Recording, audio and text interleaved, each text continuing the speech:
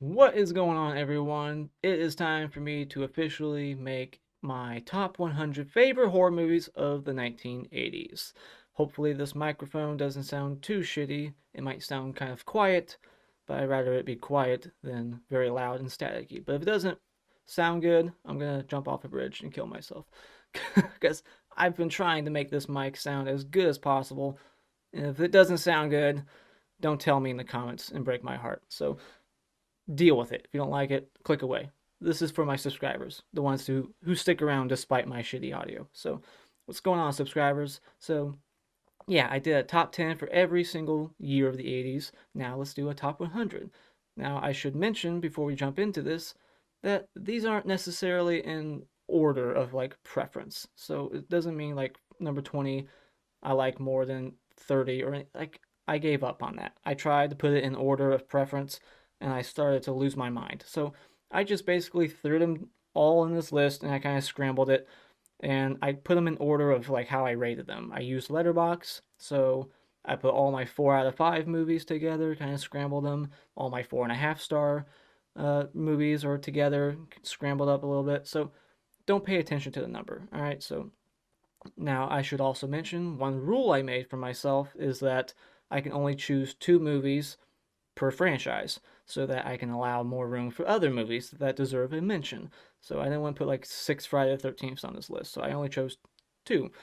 So yeah, before we jump into it, also, I'm not gonna speak very long about each of these movies. I don't want this to be like a 2 hour long thing. So I'm going to speak very, very briefly about each one. I'm going to try to keep it under like 30 seconds for each of them. So I want to get through this all one take, just keep going. So, also, just some fun stats. I figured why not, just to show you what kind of list this is going to be. So, from each year, I have 10 movies from 1980, 13 movies from 81, 13 movies from 82, and I have 6 from 83, not that great of a year if you ask me, 8 from 84, 9 from 85, 11 from 86, 12 from 87, 11 from 88, and 7 from 89. So it's all about the same, around the 10 mark. So I got about 10 from each year, but 83 was not that great of a year. Looking back, 83, 89, even 88 wasn't not 88, 84 just wasn't that great of a year. uh Top heavy, a lot of good movies towards the top of the list, but man, just overall not that good. I got 2 anthologies, and I got 6 Stephen King movies, 3 remakes, and 3 giallos. What's the plural of that? Gialli? I don't know, I don't speak Italian. I got 14 sequels on the list. I got over 30 slashers. Some of them will be debatable. 3 werewolf, 2 vampires. I'm not a big vampire guy. And 9 alien slash creature features. 5 zombies, 9 demonic possessions, demons and stuff like that, and 7 paranormal activities, spirits, ghost movies, 7 family-friendly movies, and I have reviews for 63 of these movies. Now, the most shocking stat is that 100 of these movies are from the 1980s. Can you believe it? Now, so now let's jump into this list, shall we? Shall we? Let's just jump right into it. So we're gonna head on over. Number 100 will be Pin. I just threw it on this list last second. I think it's a good movie. It's underrated. Doesn't even have like a Blu-ray, I don't think. It's not even in print. It's out of print, so it needs a release. It's basically almost like the movie Magic, but with a medical like dummy. It's got some similar things going on like Magic. So let me find my key button here, like so I can move it. There we go. Deadly Spawn. This is a creature feature that's all about the gore. This is what I love the most about it. And also, warning, my fucking webcam, it's not a good webcam. I start to get blurry if I move too much. I'm going to try to stay still so this webcam can keep me in focus. So, Deadly Spawn. Great gore, simple premise, low budget. And yeah, moving on. Beyond the Door 3, this is a supposed sequel, but it's not. It has nothing to do with the first 2 I read. And it's basically a killer train movie with some great gory kills that really shocked me. I did not expect to like this as much as I did. and it made my top 10 of 1989 because I really enjoyed it. Mutant. Also, I don't have any notes written for any of these, so I'm just going off of memory, and it's been months since I've seen a lot of these. So, Mutant. What do I remember about this movie? What I love about it? Like the premise, there was a bunch of it's like a zombie movie kind of, and I remember the third act just being very relentless, just constant action and shit happening. So this was one of my more surprising films of 1984 that I just was blown away by. So Mutant, aka Night something. I think this has two titles. Videodrome by Cronenberg. A very confusing movie. I don't understand everything that's happening in this film, but I love the body horror in it, and I love James Woods because he's just one of my favorite actors. I love him in anything he does. So, great movie. Check it out. Check out all of these. Shocker. Very silly movie. Very just what the fuck. Like, Wes Craven was definitely on drugs when he wrote this, and it's just a fun body hopping movie. It's like Jason Goes to Hell before Jason Goes to Hell, except this is a far better film. So yeah, shocker. Just love the premise and the goofiness of it. The Entity, based on a true story. Is that true? I mean, they always say that, but it's never true. All right, so this one has Barbara Hershey. I love her, and the boob effects in the movie where you can see that like some ghost is raping her. This is a rape movie, so you see a woman getting raped by a ghost. And that's what the story is all about. A lot of familiar faces in it. A great score by the guy who did Nightmare on Elm Street. And yeah, this was a fun. Oh, I didn't even mention. So the movies that are the bottom 15, 100 to like 86, they're my first time viewing. Like, these are movies I've only seen once. I didn't feel comfortable throwing them too high up on the list because I've only seen them once, and if I watch them again, I might not like them as much. So that tends to happen a lot. I watch a movie a second time, and it drops significantly in my rating. So these are all one-time views. So Cat's Eye, anthology by Stephen King. I like all the stories. I think they're all pretty effective. I have a fear of heights, so the second one really got me. And again, James Woods is in one of the segments about smoking, so just very fun, family friendly. This one's very light on horror. You could watch this with the kids. It's got like a troll monster that you can see in the poster there, and Drew Barrymore. American Gothic. I don't think this is a slasher movie. I think this would be what I call a crazy family movie, kind of like a Texas Chainsaw Massacre. But this one, just fun antagonist, some good actors, familiar faces, and I love how the final girl changes by the end. Like, just what they do with the final girl, her arc by the end, and there's one really, really funny moment towards the end that I won't spoil. So, moving on to the next one, Stepfather. I love the main actor in this movie. Blanking on his name, but phenomenal. I think he really just steals the show, and he's in like all three of them, right? And he's just a terrific actor. He was in Pin that I talked about earlier, and I just love the premise. It's very scary just thinking about this guy who kills families that disappoint him, and then he changes his name and identity, and he moves on, and he starts killing other families that disappoint him as well. No background to him at all. He's a big mystery. I like that. Santa Sangra. Love the weirdness of this movie. Big surprise from 1989. It's not for everybody, but I fucking loved it because of just how weird it got. You got a armless woman who is having her son kill people for her, but the way it's done, it's like he's standing behind her and his arms are like acting as her arms. So it's like she's doing the killing with his hands. It's very weird. And then there's like a twist that I didn't think was necessary. I would have preferred it without the twist. So Bad Taste, Peter Jackson. I think this was his first film. This is an alien movie, and the aliens look exactly as they look like in the poster here. Very cheesy. Very action packed towards the end. It's kind of like an action comedy horror, and the motivation for why the aliens are on Earth is pretty hysterical.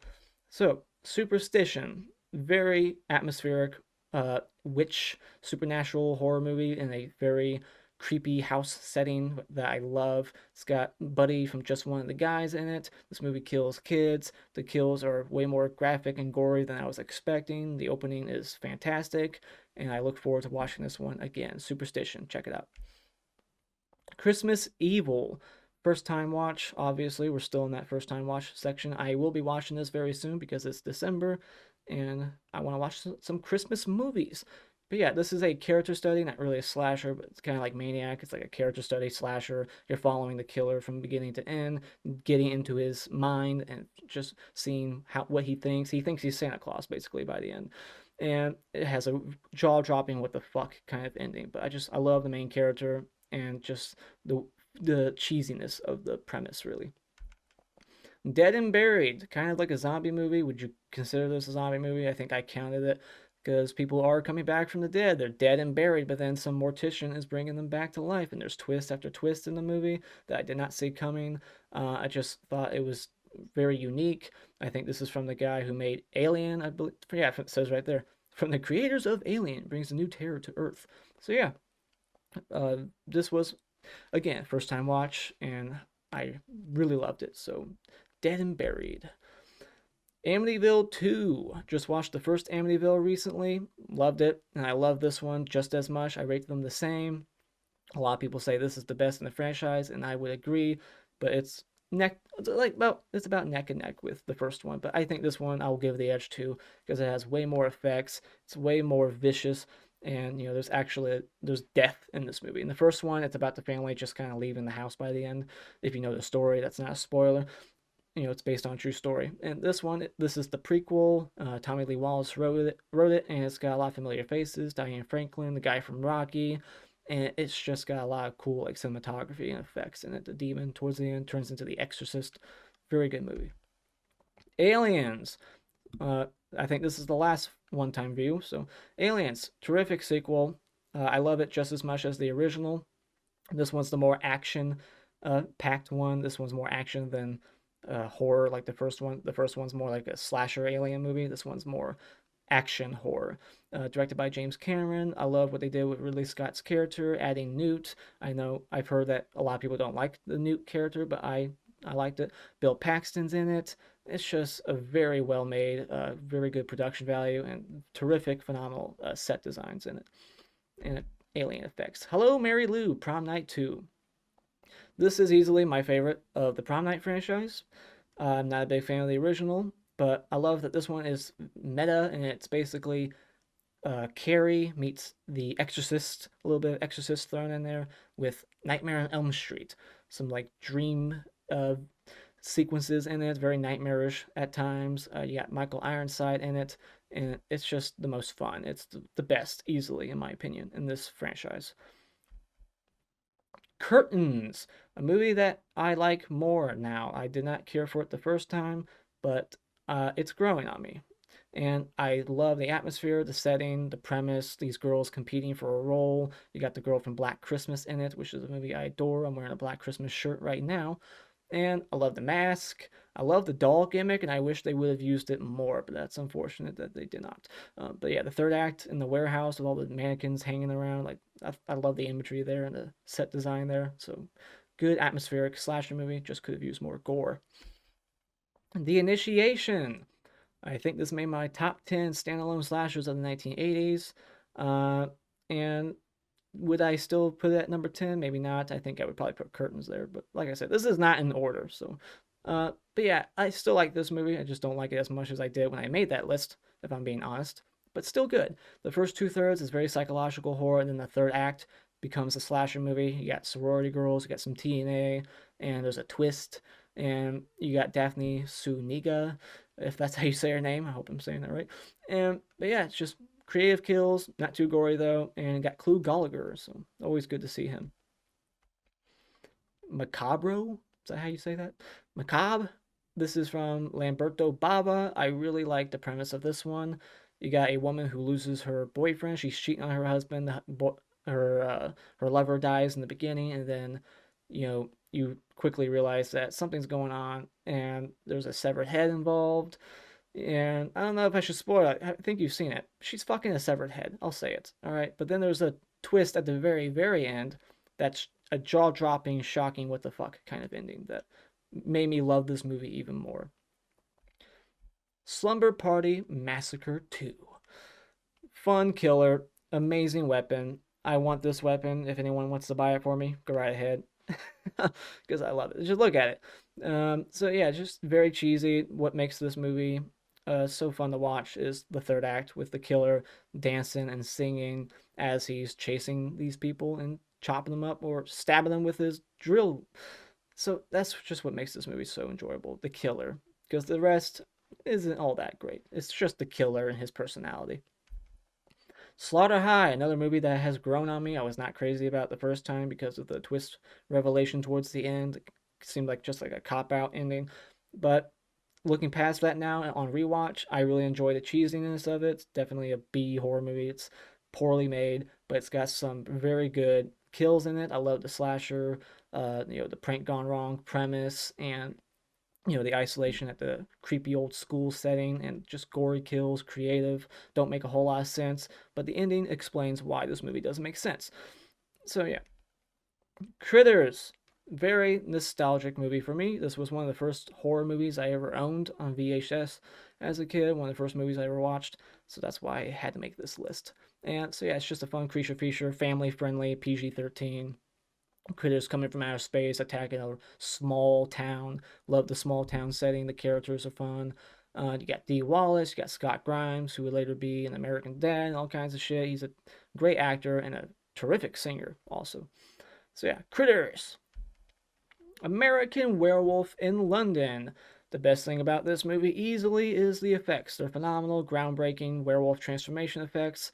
And it's a shame that they stopped doing it for some reason and they always resort to CGI nowadays. This movie proves that you can do practical transformation effects, so fucking do it. But outside of that, there's not a whole lot else I love about the movie. It's definitely well made. I'll give it that.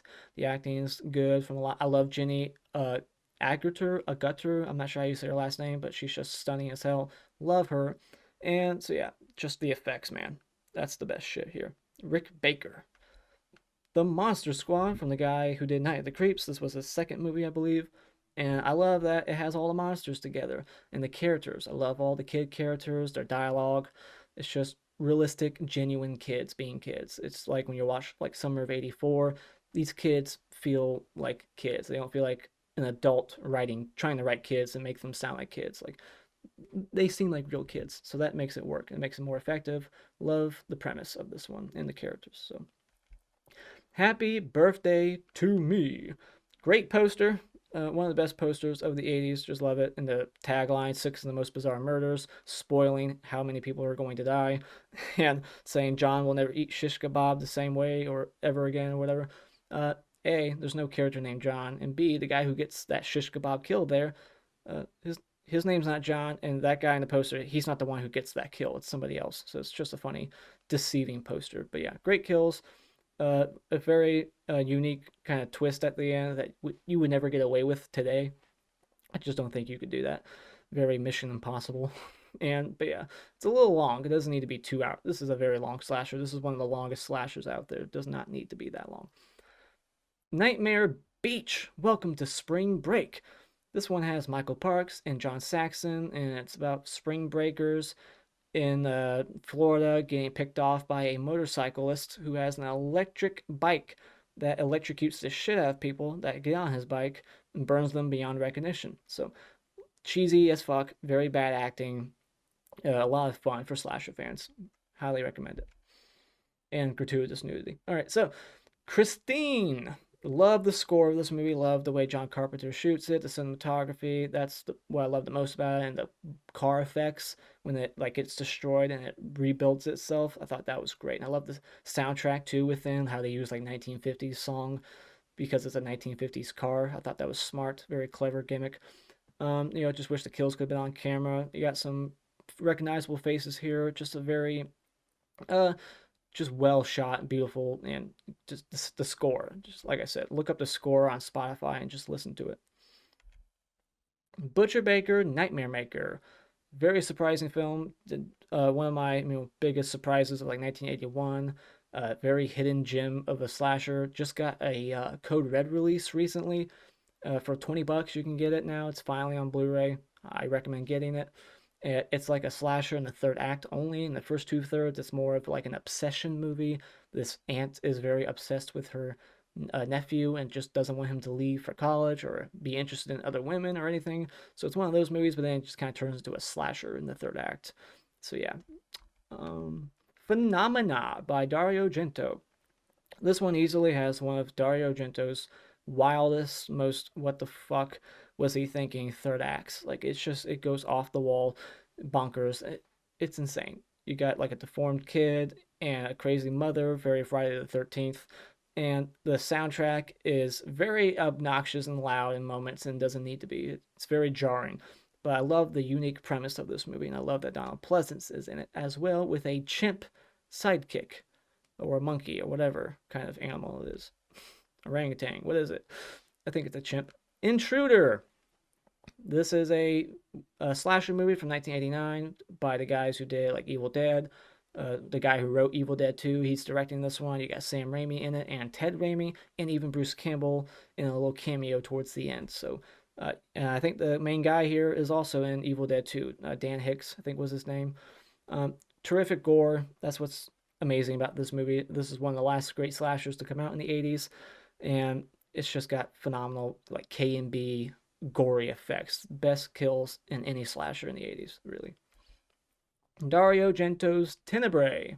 This is a giallo, and this has John Saxon. Love him, and I love that this movie kind of has like a twist in like the in the middle. Like you're trying to figure out who this killer is, and then the killer gets killed, and then you're like, oh shit, this is pretty early on. So you're like curious where it goes after that, and then there's like another killer, and I don't want to spoil too much, but I love that, and I love how the movie ends. Very bloody, got some cool kills in here, and the cinematography is fantastic, and I just love Argento's visual style.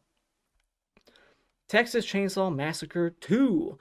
Definitely different from the original in tone. Toby Hooper likes to say that the original was supposed to be like a dark comedy, but this is the one that's more like a dark comedy. But it's very corny, very silly, over the top, very quotable.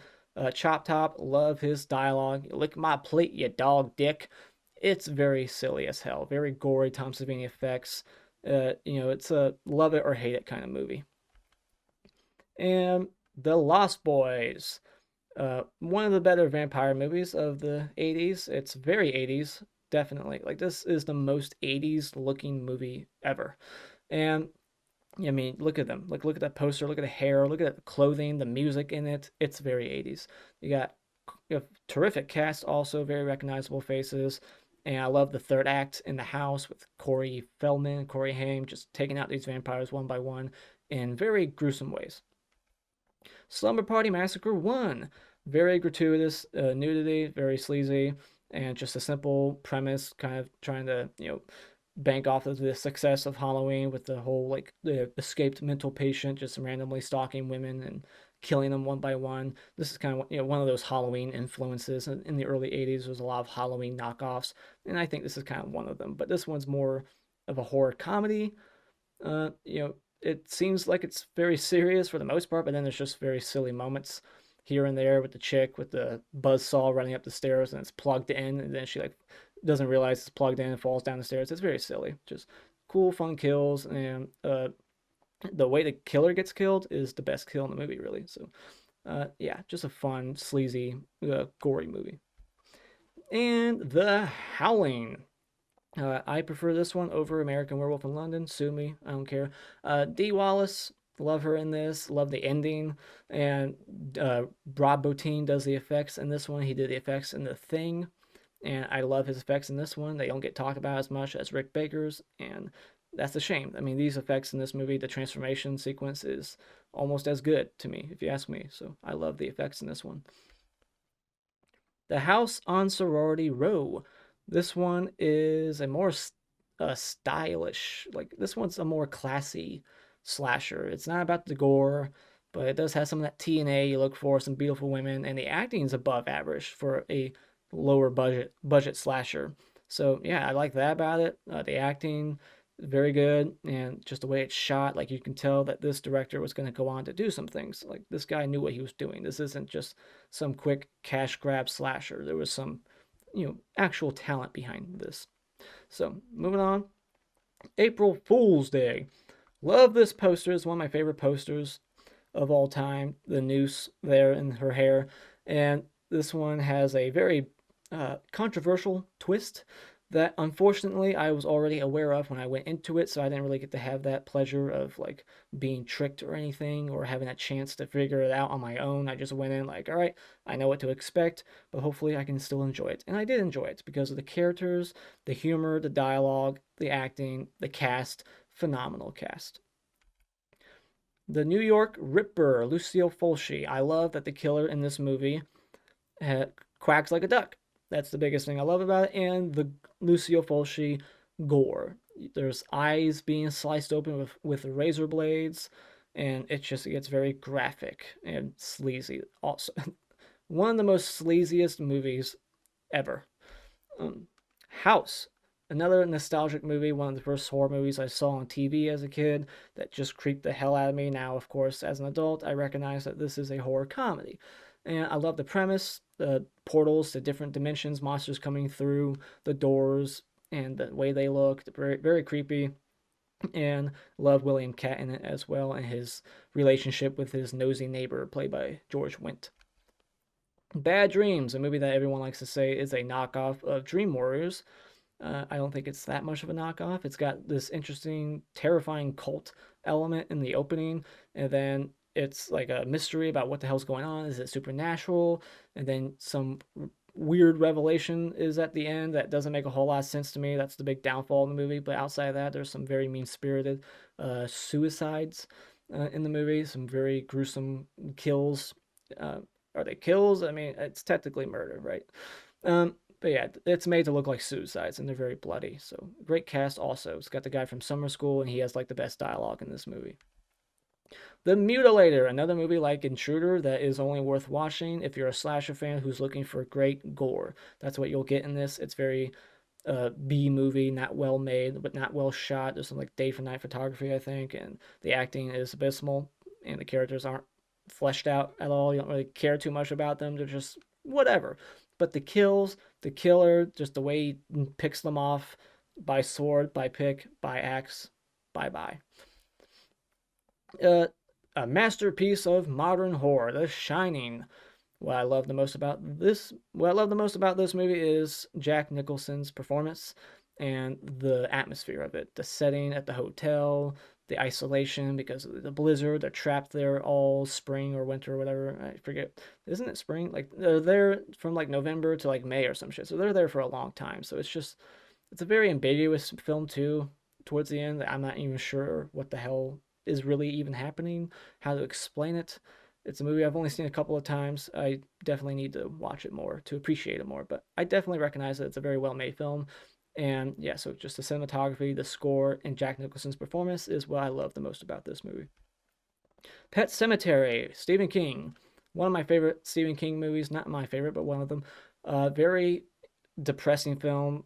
I just wish the acting was better in this movie because it would be uh, a masterpiece if the acting was just better. And I didn't like some of the humor from the dead guy that comes back. I just thought it was a little too silly for such a dark premise.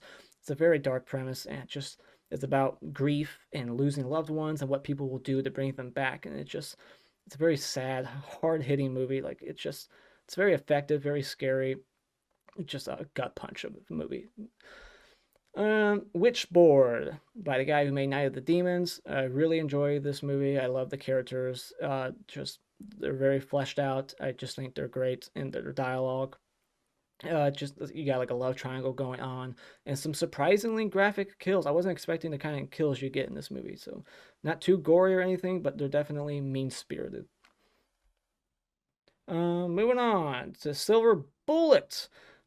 This one's higher up than The Howling, but like I said, I scrambled it. I don't prefer this over The Howling, but this is still a very good werewolf movie by Stephen King, and it's got a terrific cast: Gary Busey, Corey Haim. Not the best werewolf effects in this one. That's the downfall of it. Is the look of the werewolf I wasn't crazy about, and the transformation sequence. Don't really get much of one in it, but just the characters and the kind of slightly slasher tone of it. It kind of feels like a slasher movie at times, so that appeals to me. I love slashers. I need a drink break. I've been talking for so long. I never talk this long. Oh my gosh, my throat is killing me. And we're only like halfway through. So, mm, Tenebrae. That's what this. No, this isn't Tenebrae. Like that poster looked like Tenebrae for some reason. All right, what is this called? It's in Italian. Beyond. The Beyond by Lucio Fulci. That's what this is. All right, so another very gory Lucio Fulci film. Atmospheric, the score I really love.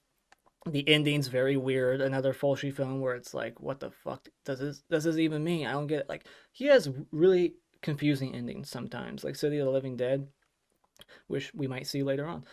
But yeah, the gore, that's what we're here for. You want to see tarantulas eat a person alive? You get that in this movie. Basket Case.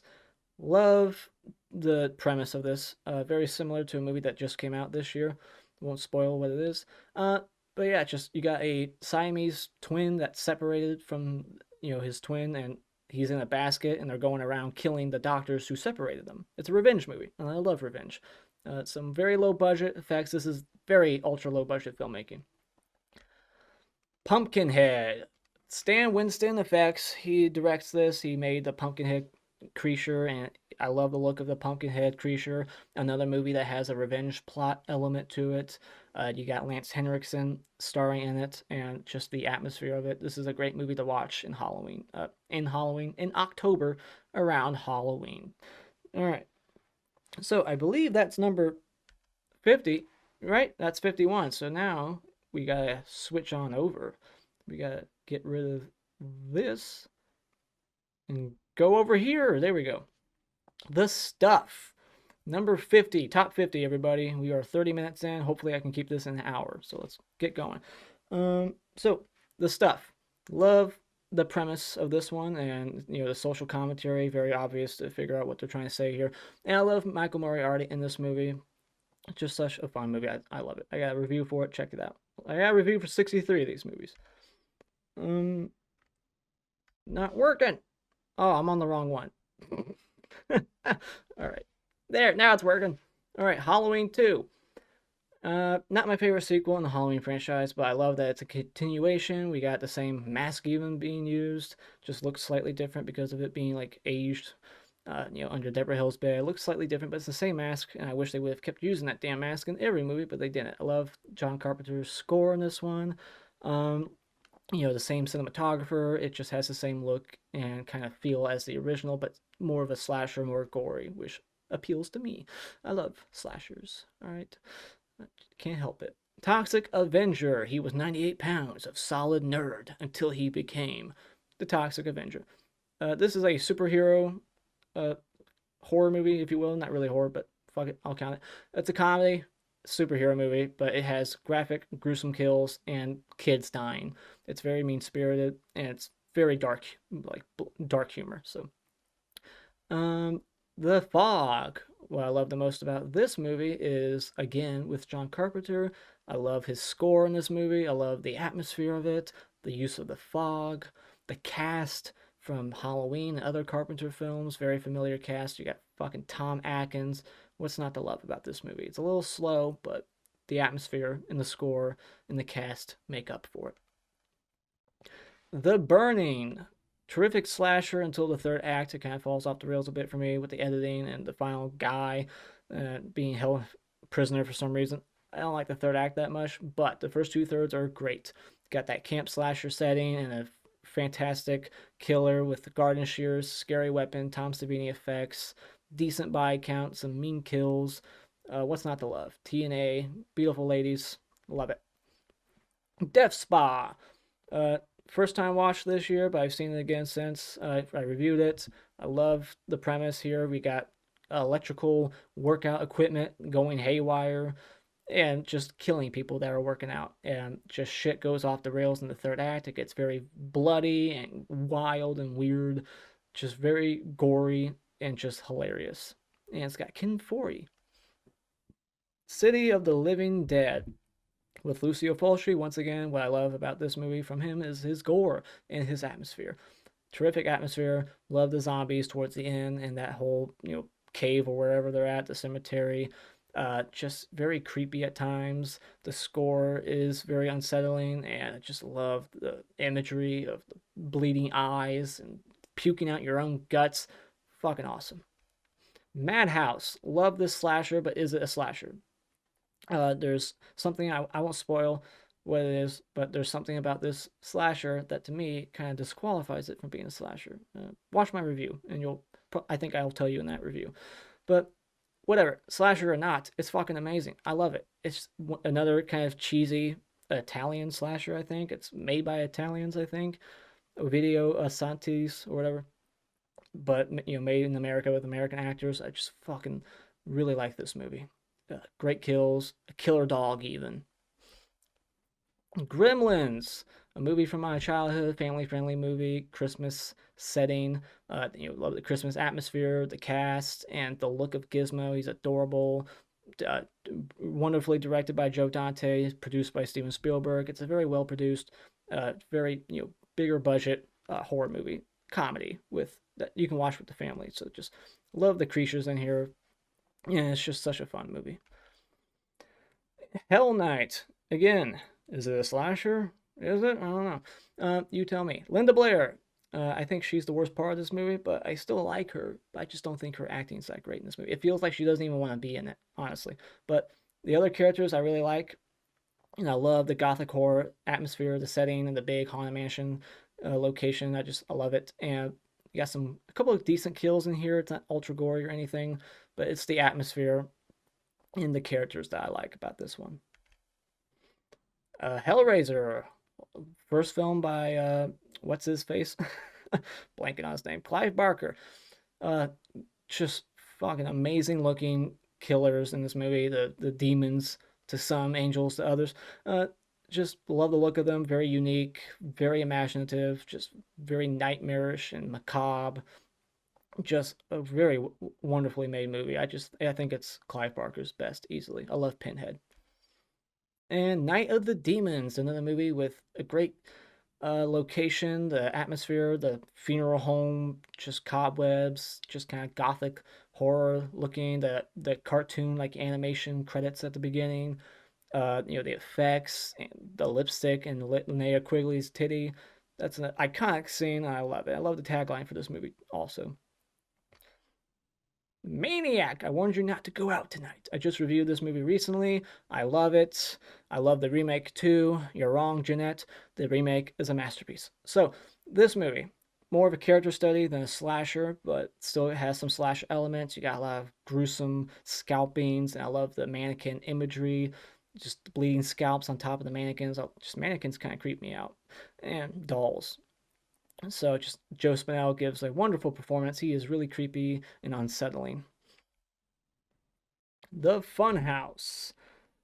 Again, atmosphere. I love the setting. I love the Funhouse, the set designs, the colors that are being used, the score by I think John Beal, if that's his name. Sorry if I'm wrong, but great composer and just a great look of the killer. The effects were done by Rick Baker, I believe, and just kind of an underrated movie. I don't hear a lot of praise for this one because everyone says the same thing. The middle's too slow.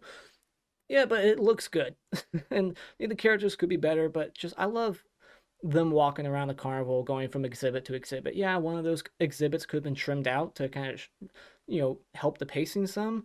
I'll admit that, cut one of them out. But still, I love seeing all those creepy ass exhibits with like the cow, the fucked up lip, and the two heads. All right, Humanoids from the Deep, Roger Corman produced movie, sleazy, got some gratuitous nudity. I love that scene in the tent with the puppet, absolutely hysterical. I think Rob Bottin had a helping hand in working on this movie. I think he did some of the effects. Correct me if I'm wrong. But the look of the creatures, I love them. I think it's just very cheesy. The gory kills, the chaotic third act at the carnival, festival setting. Great stuff. Halloween 4, my favorite sequel in the Halloween franchise. I don't like the mask. That's the big thing I don't like about it. I think it has some of the best kills in the franchise and easily the best Halloween atmosphere and Halloween vibes in the whole franchise. This one is drenched in Halloween atmosphere. I love it. Love the additional characters we get here with Danielle Harris playing Jamie Lloyd. Love Jamie Lloyd and her sister in the movie, and just great. I love it. Love it. Fright Night.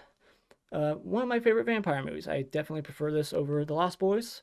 And yeah, I would say this is probably top three, if not my favorite vampire movies of all time. Absolutely adore it. Again, I love the setting, the creepy, big haunted house looking house next door. He thinks his neighbor's a vampire. The fun premise. It's a comedy. It's got some great effects and great atmosphere. And I think that the guy who plays the vampire, Jerry Dandridge, is phenomenal. I think he plays the villain terrifically. Choppy Mall could be a slasher if these robots weren't robots, but it has a slasher premise, slasher like setting, kills, beautiful ladies, TNA. It's a slasher movie with robots. And that's what I love the most about it, the cheesiness of it. And it's easily my favorite movie from this director, Jim Wynorski. My arm's getting tired. I'm trying to reach this button, but my hold on. All right. Let me adjust myself. All right. So Waxwork. I love the premise of this movie. It's kind of like House, where you got like portals to different like dimensions and shit going on. You got all kinds of different genres in here. You got mummies, werewolves, vampires, and I think even zombies. So just I love that, and it has a really great cast and a really good director, Anthony Hickox. Dream Warriors. This is most people's favorite Nightmare on Elm Street. It's my second favorite. I love the effects in this one. This has some of the best effects in the franchise. Directed by Chuck Russell, who would do The Blob. I love that they bring back Nancy and John Saxon from Part One, and yeah, it's just Freddy. His one-liners, some of the best one-liners in the franchise. Just such a quickly paced, very just creative, imaginative sequel. Takes all kinds of critters to make Farmer Vincent fritters. Motel Hell. This is like Psycho meets Texas Chainsaw Massacre, cannibalism. Like, not really. They feed people to other people and they don't realize that they're eating people. And they're basically thinning the population. They want to help the population of the earth. Like, it's a cheesy horror comedy.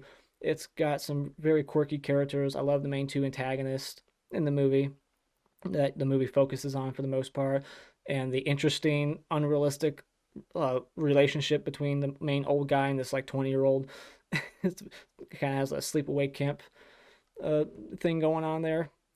Old guy love, but yeah, just fun, very fun movie, very weird and wild.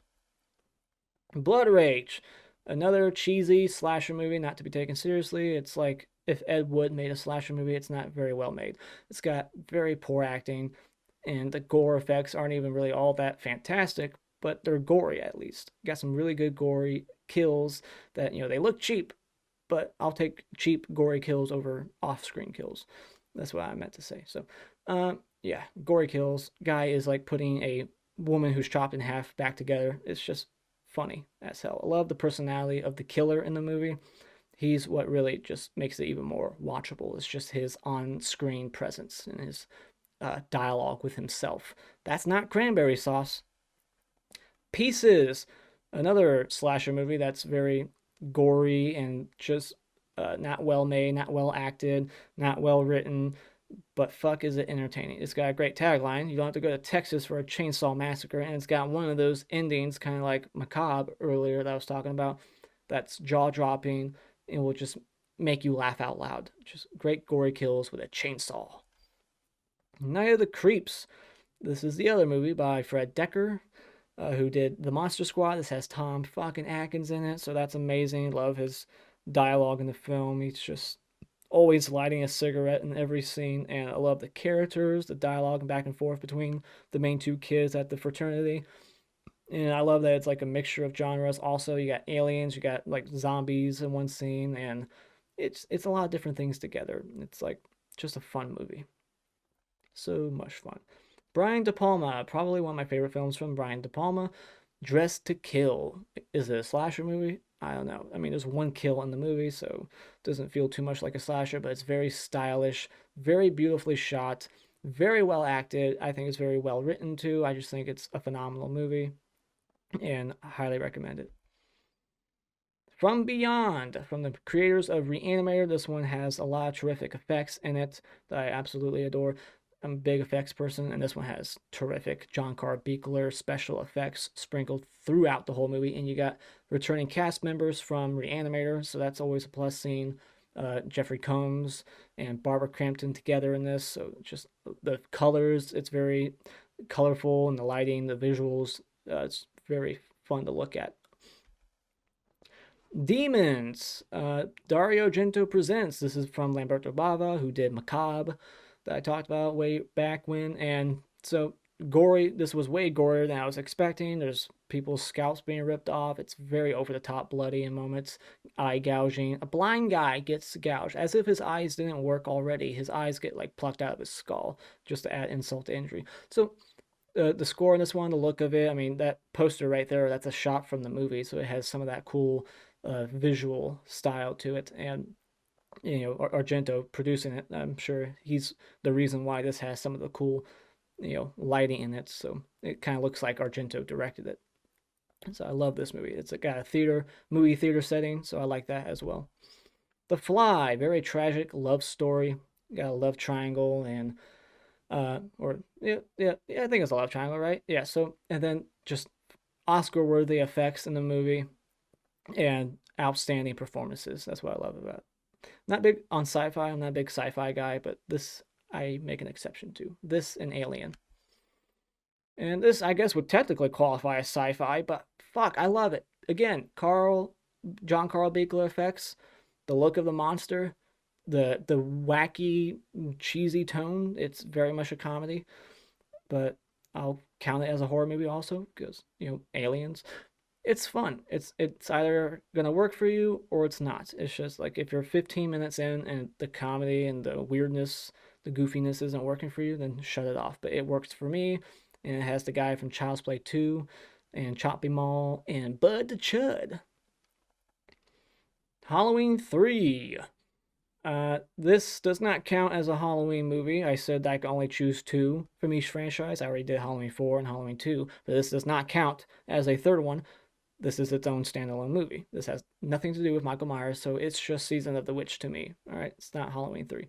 So, love the premise of the movie. Love having Tom Atkins once again. Love him. He's one of my favorite horror movie actors. And you got the guy, Dan Hurley, I think, playing the antagonist. Just great just performances from him and Tom Atkins. I love them both. I love the premise, kids dying. You know how much I love kids getting killed in horror movies because it doesn't happen that often. I'm starting to stutter. I'm trying to talk. I'm trying to get through this quicker, so now I'm stuttering more. If I talk too fast. So yeah, great premise. John Carpenter's score again knocks it out of the park. Dean Cundey cinematography, love it. Evil Dead 2. Is it a sequel? I don't know. That's the big question. I'm not sure what the story is, why they decided to kind of do like a quick recap of part one when they're making it. It feels like it's a remake, and then it starts to feel like a sequel because it's very different in tone. It's way more silly, and I love that Ash has this chainsaw hand in this one. Love Bruce Campbell, love the effects. K&B does the terrific effects in this movie, and it's a very fast-paced movie. It just gets going very quickly and like hardly ever lets up. Anthony Perkins and Psycho 2.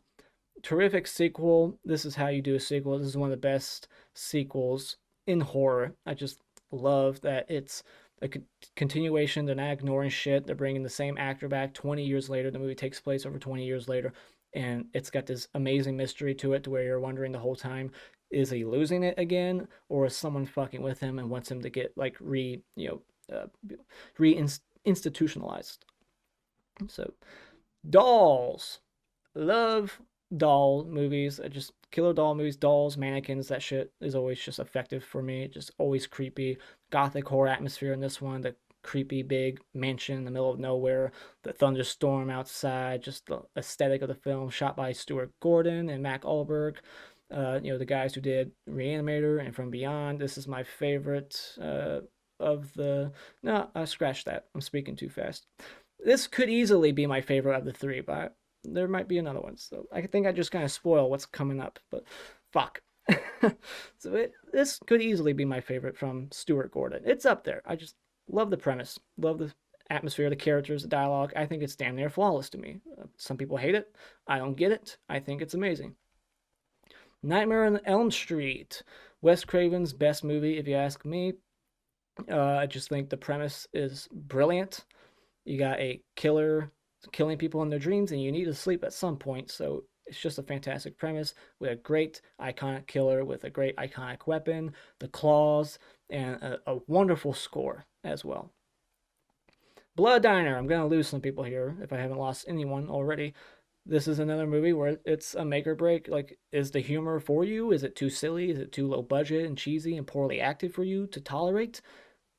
It works for me. The bad acting, the low budget gore, the low budget, production value, and bad acting, but it all works for me because I love the characters. I love these two main antagonists chopping people up and making this blood feast at the end. The weirdness of it. There is a jar with a brain in it that has eyeballs, and the brain is talking to them, giving them orders. And there is a character in the movie that is a puppet that the other characters communicate with as if it's an actual human being. So, yeah, that tells you what kind of movie it is. Sleepaway Camp 2, Unhappy Campers. Nothing like the original in tone. This one's way more self aware, very silly. It's just such a comedy, and it's got a high body count, very high body count. I love the actress who plays the killer in this one. Very different from the actress who plays Felissa Rose. This is a completely different Angela. And just great characters, very fun movie, very quickly paced, does not waste any time. I don't. One criticism I have with this movie is the final chase could have been way better.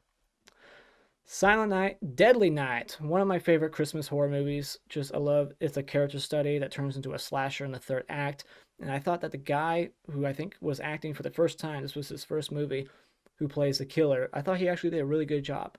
And has Linnea Quigley, some really good kills, and a fantastic poster. Very controversial movie at the time. Good score, I like it, and it's low budget, and the acting from a lot of people isn't that great. But the only sin this movie commits is not killing Mother Suspiria or Mother Suspiria. No, what's her name? Fuck, Mother, not Suspiria. That's funny. I'm leaving that in. I'm not editing it. This is all one take. So fuck, what's her name? Mother Suspiria. Fuck it. Her name's Mother Suspiria. That's her name now. I should know. I've seen the movie like half a dozen times. My Bloody Valentine. My Bloody Valentine. Be my Valentine. Love triangle, great mystery. You don't know who's killing which boyfriend, or if it's somebody else. Is Harry Warden coming back? Many years later. Then there's twist, and I just think this is a terrific slasher. This is my favorite standalone slasher of the 80s, and I think it's a shame that this movie never got a sequel. Just fantastic kills now that we have the uncut version. The Blob. Saw this movie for the first time this year, but I've seen it 4 more times since. Watched it with my parents, had to show them, and I watched all 3 commentaries on it. So I was really into it. Very well paced, well acted, good cast, special effects, filled movie by Tony Garner, who does the effects in here. He did the effects for some of the later Chucky sequels. Just love the Blob shit going on. Kills kids. Very fucking fun. I just love the effects in this movie, and the score kicks ass as well. So Friday the 13th. What can I say that hasn't already been said about this movie? I love it. I love it. I mean, the score by Harry Manfredini. Betsy Palmer playing Mrs. Voorhees. I think she's scarier than Jason in some ways. Like especially the Jason in Part 2. I said that I think Betsy Palmer. I think she's scarier to me than Jason in Part 2. Controversial statement, maybe, I don't know, but great poster. Characters could have been better. The dialogue isn't really all that great, so it's kind of lacking in that department. But it's a classic slasher, deserving of that status. It kicked off the slasher craze, really, that everyone after this was trying to be Friday the 13th. This really created the template for what a slasher movie should be like. It's got the high body count. It's got some Tom Savini gore, the mystery whodunit, the POV, the score, and the opening kill. Like it starts great. That fucking like the title card, love it. How it breaks like the glass. Sleepaway Camp, very very very just so bad it's good kind of movie, because this is a movie that it feels like they're genuinely trying to make a suspenseful slasher movie, and I love that this movie actually has young people playing young people. Like these look like actual kids. And this whole environment, it feels like a genuine camp environment. They shot at a real camp. I just love the atmosphere of it. Just being at a summer camp, the kids, the dialogue. It's just you gotta have great dialogue in a slasher movie. You gotta have the kills too, of course, the gore, the TNA, but you gotta have great dialogue in between, and that's what this movie has. Very quotable, love it, and it has one of the most shocking, memorable, iconic twist endings of all time. Reanimator. So this is my favorite from Stuart Gordon. I was quickly jumping earlier I was quick to say like, oh, Dolls is my favorite. Well, I guess Reanimator is my favorite, but I rate it the same, I think, as Dolls, so it could easily be interchangeable, but I think I'll give the edge here to Reanimator because because of the effects, the characters. I love Herbert, and Herbert West. He's got a good head on his shoulders and another one on his desk. What a great tagline, great poster. The ending with the severed head going down on Barbara Crampton cost that guy his marriage. Yeah. So just the psycho score, the glowing Reanimator juice. I love this. I love this movie. Killer Clowns from Outer Space. Had a person recently say this movie sucks. I think you're wrong. It's either for you or not for you, I guess. The humor, it's a comedy, but this one's just so imaginative, very colorful, creative set designs, and I love the look of the aliens. They look like clowns. Clowns are very scary. It's got, John Vernon. I like him. You're not going to make a dummy out of me. It's very quotable. I love the kills, very creative, not gory. It's PG-13, so I would say this is a family-friendly horror movie, and it's one that I highly recommend. I love it. Poltergeist. I think this is officially 5 out of 5 masterpiece territory, so these are all 5 out of 5s for me. I don't give many movies that rating, so. Poltergeist. Terrific. This is the best, like, haunted house kind of movie.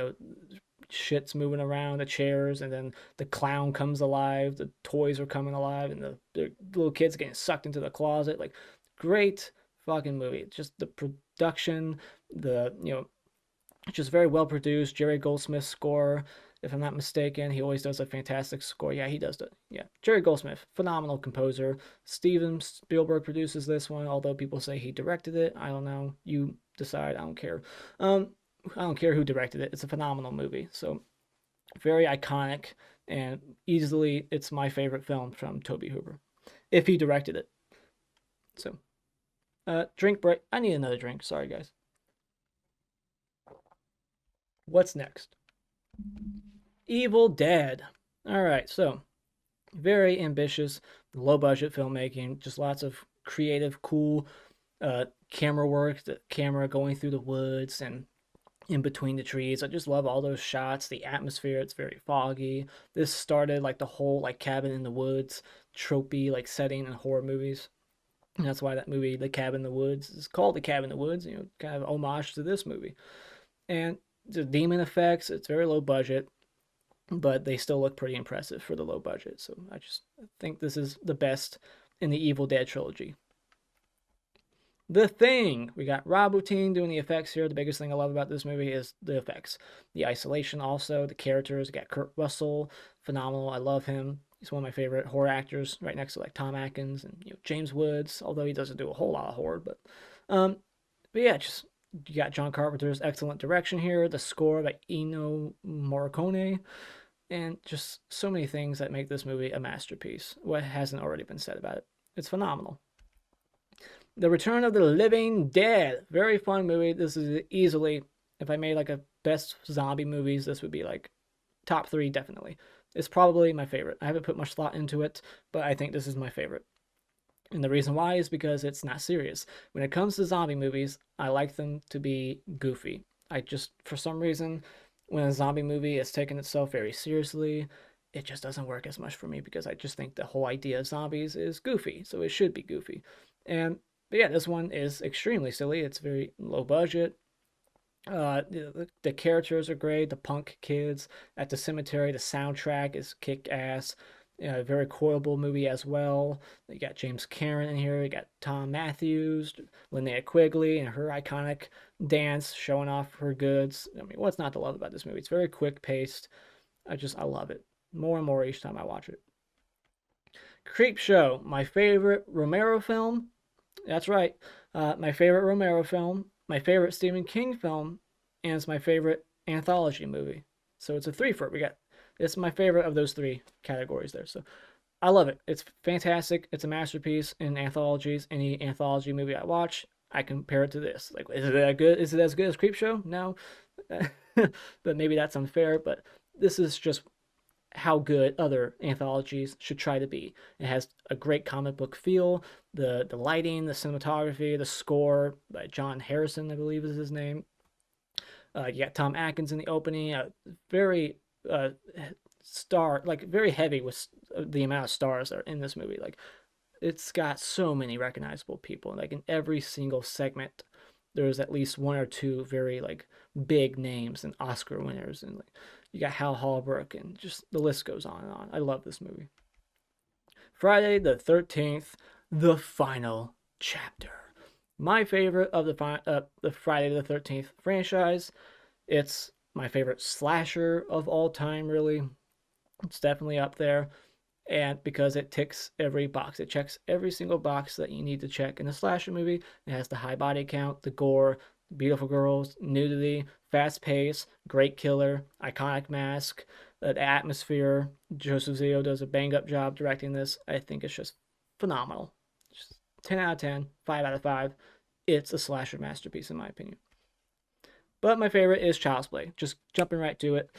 Uh, so yeah, this is not really a slasher movie. It's a killer doll movie. So, and also, that's just what I love about this movie. What makes it number one? Nostalgia, because this is, I believe, the first horror movie I ever saw. It's the first one I remember owning on DVD, and then VHS, and then DVD. It's the killer I dressed up as Halloween as a kid. It's the killer that gave me nightmares as a kid, and it's the reason why I'm sitting here talking to you right now. If I didn't watch this movie as a kid, I don't know if I would get into horror. Who knows?